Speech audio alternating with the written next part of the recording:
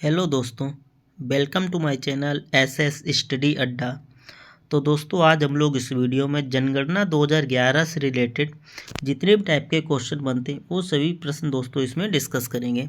अगर आप किसी भी एग्ज़ाम की तैयारी करते हैं जैसे एसएससी, रेलवे या उत्तर प्रदेश पुलिस या उत्तर प्रदेश होमगार्ड परीक्षा, तो दोस्तों ये वीडियो आपके लिए काफ़ी हेल्पफुल होगा। वीडियो को शुरू से लेकर अंत तक ज़रूर देखना। तो चलिए देखते हैं पहला प्रश्न क्या है। तो दोस्तों, आपका पहला प्रश्न है, विश्व में पहली बार जनगणना कराने वाला देश कौन सा है। तो दोस्तों, विश्व में पहली बार जनगणना कराने वाला देश कौन सा है, तो आपका आंसर होगा स्वीडन। अगला प्रश्न है, 10 की जनगणना की शुरुआत करने वाला विश्व का पहला देश कौन सा है। तो दोस्तों, 10 की जनगणना की शुरुआत करने वाला पहला देश कौन सा है, तो आपका आंसर होगा अमेरिका। चलिए अगला प्रश्न देखते हैं। अगला प्रश्न है, जनगणना की शुरुआत कब हुई थी। दोस्तों, भारत में जनगणना की शुरुआत कब हुई थी, तो आपका आंसर होगा 1872 में। लॉर्ड मेयो के कार्यकाल में दोस्तों जनगणना की शुरुआत हुई थी। अगला प्रश्न है, नियमित जनगणना की शुरुआत कब हुई थी। ये दोस्तों है पहली बार जनगणना, ये पहली बार नियमित जनगणना। तो दोस्तों, नियमित जनगणना की शुरुआत कब हुई थी, तो आपका आंसर होगा 1881 में, लॉर्ड रिपन के शासनकाल में। दोस्तों, लॉर्ड रिपन के शासनकाल में जनगणना पहली बार नियमित जनगणना की शुरुआत हुई थी। चलिए अगला प्रश्न देखते हैं। अगला प्रश्न है, 10 की जनगणना का संचालन किस मंत्रालय द्वारा किया जाता है। तो दोस्तों, इसका राइट आंसर होगा गृह मंत्रालय। गृह मंत्रालय द्वारा दोस्तों 10 की जनगणना का संचालन किया जाता है। चलिए अगला प्रश्न देखते हैं। स्वतंत्र भारत की पहली जनगणना कब हुई थी। दोस्तों, स्वतंत्र भारत की पहली जनगणना कब हुई थी, तो आपका आंसर होगा 1951 में। अगला प्रश्न है, 2011 की जनगणना का क्रम कौन सा है। दोस्तों, जो 2011 में जनगणना हुई थी, कौन से क्रम की जनगणना थी, तो आपका आंसर होगा 15वें क्रम की। अगर पूछा जाए स्वतंत्र भारत की कौन सी है, तो आपका आंसर होगा 7वें क्रम की। चलिए अगला प्रश्न देखते हैं। अगला प्रश्न है, 2011 की जनगणना का विषय क्या था। विषय या थीम दोस्तों, 2011 की जनगणना का विषय क्या था, तो आपका आंसर होगा हमारी जनगणना हमारा भविष्य। 2011 की जनगणना का विषय था। अगला प्रश्न है दोस्तों, 2011 की जनगणना का शुभंकर क्या था। अगर शुभंकर पूछा जाए तो दोस्तों आपका आंसर होगा प्रगणक शिक्षिका। चलिए अगला प्रश्न देखते हैं। अगला प्रश्न है, विश्व जनसंख्या दिवस कब मनाया जाता है। तो दोस्तों, विश्व जनसंख्या दिवस कब मनाया जाता है, तो आपका आंसर होगा 11 जुलाई को। 11 जुलाई को दोस्तों विश्व जनसंख्या दिवस मनाया जाता है। चलिए अगला प्रश्न देखते हैं। आपका अगला प्रश्न है, 2011 की जनगणना के अनुसार भारत की जनसंख्या कितनी है। तो दोस्तों, 2011 के जनगणना के अनुसार भारत की जनसंख्या कितनी है, तो आपका आंसर होगा 121.01%, सॉरी 01 करोड़, 121.01 करोड़। चलिए अगला प्रश्न देखते हैं। अगला प्रश्न है, 2011 की जनगणना के अनुसार भारत की जनसंख्या विश्व की जनसंख्या की कितनी प्रतिशत है। तो दोस्तों, भारत की जनसंख्या विश्व के जनसंख्या की कितना प्रतिशत है, तो आपका आंसर होगा 17.7%। चलिए अगला प्रश्न देखते हैं। अगला प्रश्न है, 2011 की जनगणना के अनुसार भारत का सबसे अधिक जनसंख्या वाला महानगर कौन सा है। तो दोस्तों, आपका आंसर हो जाएगा मुंबई। अगला प्रश्न है, 2011 की जनगणना के अनुसार भारत में कुल कितने ज़िले हैं। 2011 की जनगणना के अनुसार भारत में कुल कितने ज़िले हैं, तो आपका आंसर होगा दोस्तों 640। चलिए अगला प्रश्न देखते हैं। अगला प्रश्न है, भारत की जनसंख्या में ऋणात्मक वृद्धि दर, ऋणात्मक यानी नेगेटिव वृद्धि दर किस दशक में दर्ज की गई थी। तो दोस्तों, आपका आंसर होगा 1911 से 1921 तक ऋणात्मक वृद्धि दर दर्ज की गई थी। चलिए अगला प्रश्न देखते हैं। अगला प्रश्न है, किस दशक में लिंगानुपात में सर्वाधिक गिरावट आई थी? दोस्तों लिंगानुपात में किस दशक में सर्वाधिक गिरावट आई थी? तो आपका आंसर होगा दोस्तों 1961 से लेके 1971 तक। 1961 से लेके 1971 के दशक में लिंगानुपात में दोस्तों सर्वाधिक गिरावट आई थी। अगला प्रश्न है, 2011 की जनगणना के अनुसार भारत की सबसे अधिक बोली जाने वाली भाषा कौन सी है? तो दोस्तों आपका राइट आंसर हो जाएगा हिंदी। चलिए अगला प्रश्न देखते हैं।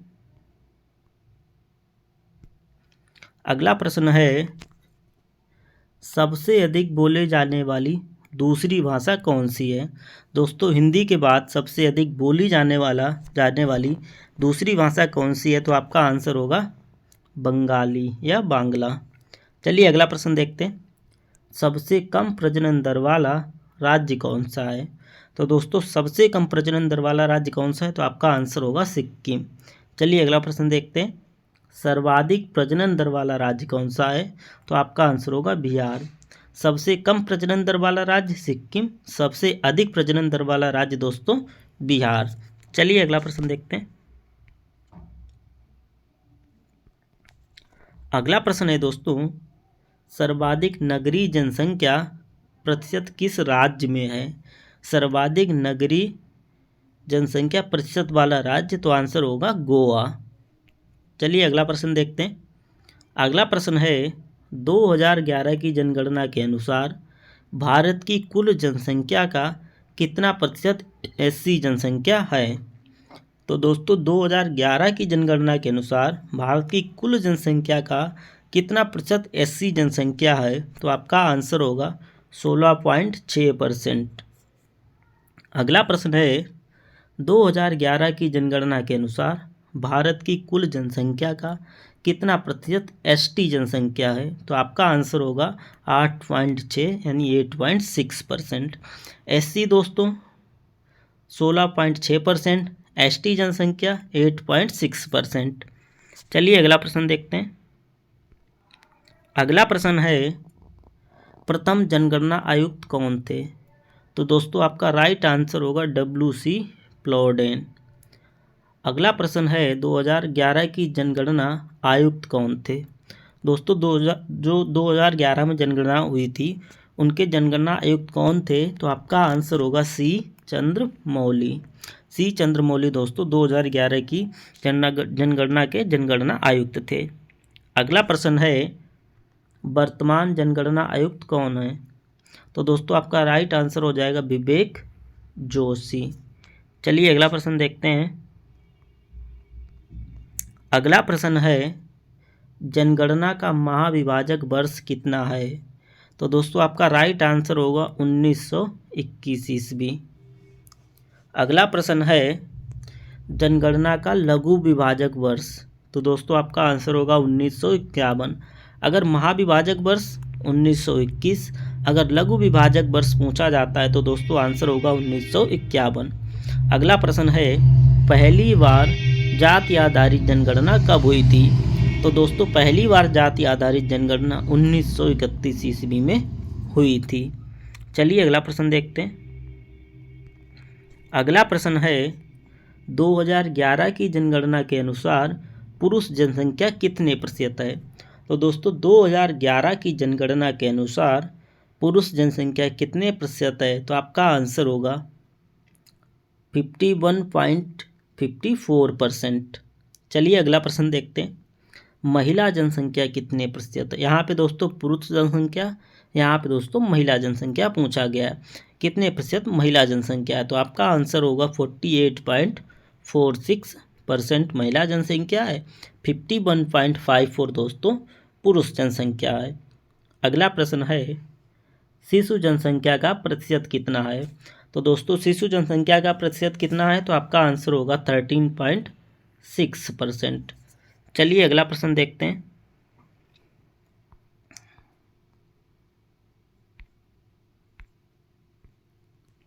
अगला प्रश्न है दोस्तों, 10 की जनसंख्या वृद्धि दर कितनी है?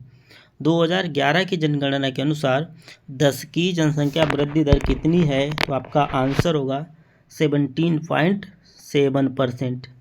यही दोस्तों अगर आपसे पूछा जाए वार्षिक वृद्धि दर कितनी है, तो आपका आंसर हो जाएगा 1.64%। चलिए दोस्तों अगला प्रश्न देखते हैं। अगला प्रश्न है, भारत का जनसंख्या घनत्व कितना है? तो दोस्तों आपका राइट आंसर हो जाएगा 382 व्यक्ति प्रति किलोमीटर। अगला प्रश्न है, 2011 की जनगणना के अनुसार भारत का लिंगानुपात कितना है? तो दोस्तों लिंगानुपात कितना है? तो आपका आंसर होगा 943। चलिए अगला प्रश्न देखते हैं। अगला प्रश्न है, भारत की साक्षरता दर कितनी है? तो दोस्तों आपका राइट आंसर हो जाएगा 74.04% भारत की साक्षरता दर है। अगला प्रश्न है, महिला साक्षरता दर। ये तो दोस्तों हो गई टोटल साक्षरता दर, ये हो गई महिला साक्षरता दर। तो दोस्तों महिला साक्षरता दर कितनी है? तो आपका आंसर होगा 65.46%। अगला प्रश्न है, न्यूनतम महिला साक्षरता दर वाला राज्य कौन सा है? तो दोस्तों न्यूनतम महिला साक्षरता वाला दर वाला राज्य कौन सा है? तो आपका आंसर होगा राजस्थान। अगला प्रश्न है, पुरुष साक्षरता दर कितनी है? 2011 की जनगणना के अनुसार पुरुष साक्षरता दर कितनी है? तो दोस्तों आपका राइट आंसर होगा 82.14%। चलिए अगला प्रश्न देखते हैं। अगला प्रश्न है, न्यूनतम पुरुष साक्षरता दर वाला राज्य कौन सा है? न्यूनतम पुरुष साक्षरता दर वाला राज्य दोस्तों कौन सा हो जाएगा? तो आंसर होगा बिहार। अगला प्रश्न है, जनसंख्या के आधार पर सबसे बड़ा राज्य कौन सा है? तो दोस्तों आपका राइट आंसर हो जाएगा उत्तर प्रदेश। चलिए अगला प्रश्न देखते हैं। अगला प्रश्न है, सबसे छोटा राज्य कौन सा है? तो आपका आंसर हो जाएगा सिक्किम। अगला प्रश्न है, सर्वाधिक जनसंख्या वाला जिला कौन सा है? दोस्तों अगर सर्वाधिक जनसंख्या वाला जिला पूछा जाएगा तो आपका आंसर होगा ठाणे, महाराष्ट्र। अगला प्रश्न है, क्षेत्रफल के आधार पर सबसे बड़ा राज्य कौन सा है? दोस्तों क्षेत्रफल के आधार पर सबसे बड़ा राज्य कौन सा है? तो आपका आंसर हो जाएगा राजस्थान। चलिए अगला प्रश्न देखते हैं। अगला प्रश्न है दोस्तों, क्षेत्रफल के आधार पे सबसे छोटा राज्य, तो आपका आंसर हो जाएगा गोवा। अगला प्रश्न है, सर्वाधिक साक्षरता वाला राज्य कौन सा है? तो दोस्तों सर्वाधिक साक्षरता वाला राज्य कौन सा है? तो आपका आंसर होगा केरल। यहाँ की दोस्तों साक्षरता दर कितनी है? 94%। अगला प्रश्न है, सर्वाधिक महिला साक्षरता वाला राज्य कौन सा है? तो भी दोस्तों आपका आंसर क्या होगा? केरल। सर्वाधिक महिला साक्षरता दर वाला राज्य केरल। अगला प्रश्न है, सर्वाधिक पुरुष साक्षरता दर वाला राज्य, तो भी दोस्तों आंसर आपका क्या होगा? केरल। चलिए अगला प्रश्न देखते हैं। अगला प्रश्न है, न्यूनतम साक्षरता दर वाला राज्य कौन सा है? तो दोस्तों आपका आंसर हो जाएगा बिहार। यहाँ पर दोस्तों साक्षरता दर कितनी है? 61.8%। चलिए अगला प्रश्न देखते हैं। अगला प्रश्न है, सर्वाधिक साक्षरता वाला जिला। दोस्तों सर्वाधिक साक्षरता वाला जिला कौन सा है? तो आपका आंसर हो जाएगा सरजीप, मिजोरम का दोस्तों जिला है। यहाँ पे साक्षरता दर कितनी है? 98.23%। चलिए अगला प्रश्न देखते हैं। अगला प्रश्न है, न्यूनतम साक्षरता दर वाला जिला कौन सा है? तो दोस्तों आपका राइट आंसर हो जाएगा अलीराजपुर। ये दोस्तों कहाँ पे पड़ता है? तो आंसर होगा मध्य प्रदेश में। अगला प्रश्न है, सर्वाधिक लिंगानुपात वाला राज्य कौन सा है? तो दोस्तों आपका आंसर हो जाएगा केरल। यहाँ पे दोस्तों कितना लिंगानुपात है? तो आपका आंसर होगा 1084। अगला प्रश्न है, न्यूनतम लिंगानुपात वाला राज्य कौन सा है? तो दोस्तों आपका आंसर हो जाएगा हरियाणा। यहाँ पे दोस्तों लिंगानुपात कितना है? 879 879। अगला प्रश्न है सर्वाधिक लिंगानुपात वाला जिला कौन सा है। तो अगर आपसे पूछा जाता है सर्वाधिक लिंगानुपात वाला जिला, तो दोस्तों आपका राइट आंसर हो जाएगा माहे पुडुचेरी। अगला प्रश्न है न्यूनतम लिंगानुपात वाला जिला कौन सा है। न्यूनतम लिंगानुपात वाला जिला, तो दोस्तों आपका आंसर हो जाएगा दमन, जो कि दमन और दीव में पड़ता है। चलिए अगला प्रश्न देखते हैं। अगला प्रश्न है सर्वाधिक जनसंख्या घनत्व वाला राज्य कौन सा है। तो दोस्तों आपका राइट आंसर हो जाएगा बिहार। यहाँ पर दोस्तों जनसंख्या घनत्व कितना है, 1106 व्यक्ति प्रति किलोमीटर। चलिए अगला प्रश्न देखते हैं।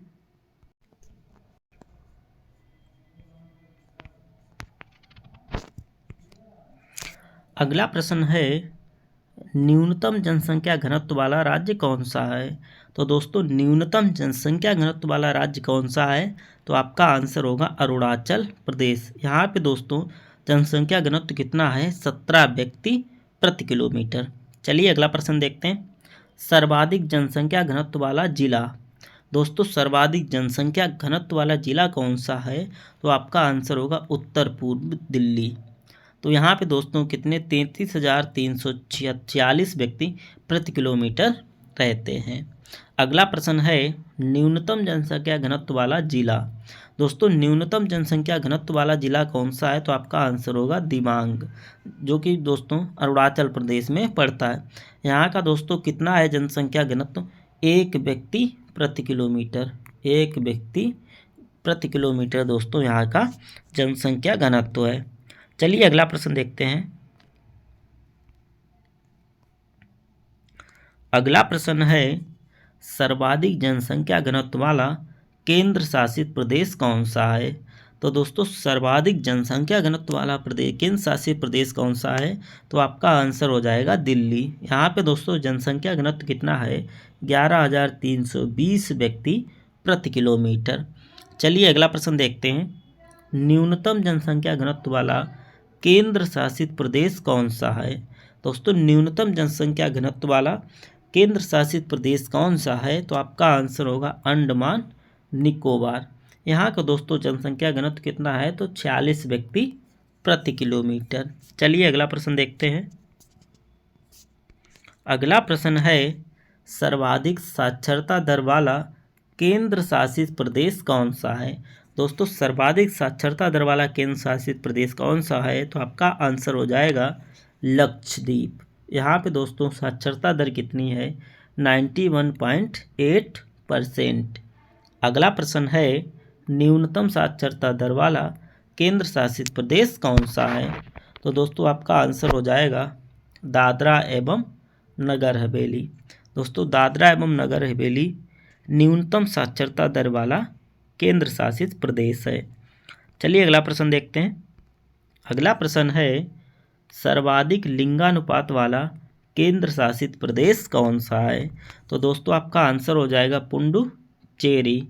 यहाँ का दोस्तों लिंगानुपात कितना है, 1037। अगला प्रश्न है न्यूनतम लिंगानुपात वाला केंद्र शासित प्रदेश कौन सा है। तो दोस्तों आपका राइट आंसर हो जाएगा दमन एवं दीव। यहाँ का दोस्तों लिंगानुपात कितना है, तो आपका आंसर होगा 618 है। अगला प्रश्न है सर्वाधिक दशकीय वृद्धि दर वाला राज्य कौन सा है। दोस्तों सर्वाधिक दशकीय वृद्धि दर वाला राज्य कौन सा है, तो आपका आंसर हो जाएगा मेघालय। यहाँ की दोस्तों दशकीय वृद्धि दर कितनी है, तो आपका आंसर हो जाएगा 27.8%। चलिए अगला प्रश्न देखते हैं। दोस्तों आपका अगला प्रश्न है न्यूनतम दशकीय वृद्धि दर वाला राज्य कौन सा है। न्यूनतम दशकीय वृद्धि दर वाला राज्य कौन सा है, तो आपका आंसर होगा नागालैंड। यहाँ पे दोस्तों दशकीय वृद्धि दर कितनी रही है, -0.06%। अगला प्रश्न है सर्वाधिक नगरीकृत राज्य कौन सा है। तो दोस्तों आपका आंसर हो जाएगा गोवा। गोवा दोस्तों सर्वाधिक नगरीकृत राज्य है। अगला प्रश्न है सर्वाधिक नगरीकृत केंद्र शासित प्रदेश कौन सा है? दोस्तों सर्वाधिक नगरीकृत केंद्र शासित प्रदेश कौन सा है? तो आपका आंसर हो जाएगा नई दिल्ली। नई दिल्ली दोस्तों सर्वाधिक नगरीकृत केंद्र शासित प्रदेश है। अगला प्रश्न है सर्वाधिक अनुसूचित जाति वाला राज्य कौन सा है? दोस्तों सर्वाधिक अनुसूचित जाति वाला राज्य कौन सा है? तो आपका आंसर होगा उत्तर प्रदेश, जहाँ पे दोस्तों सबसे ज़्यादा अनुसूचित जाति रहती है। अगला प्रश्न है सर्वाधिक अनुसूचित जनजाति वाला राज्य कौन सा है? दोस्तों सर्वाधिक अनुसूचित जनजाति वाला राज्य कौन सा है? तो आपका आंसर होगा मध्य प्रदेश। दोस्तों सबसे अधिक अनुसूचित जाति वाली जनसंख्या कहाँ, अनुसूचित जाति जनसंख्या कहाँ पे रहती है? तो आंसर होगा उत्तर प्रदेश। सबसे अधिक अनुसूचित जनजाति की जनसंख्या कहाँ रहती है? तो आंसर होगा मध्य प्रदेश। चलिए अगला प्रश्न देखते हैं। अगला प्रश्न है न्यूनतम अनुसूचित जनजाति वाला राज्य कौन सा है? दोस्तों न्यूनतम अनुसूचित जनजाति वाला राज्य कौन सा है?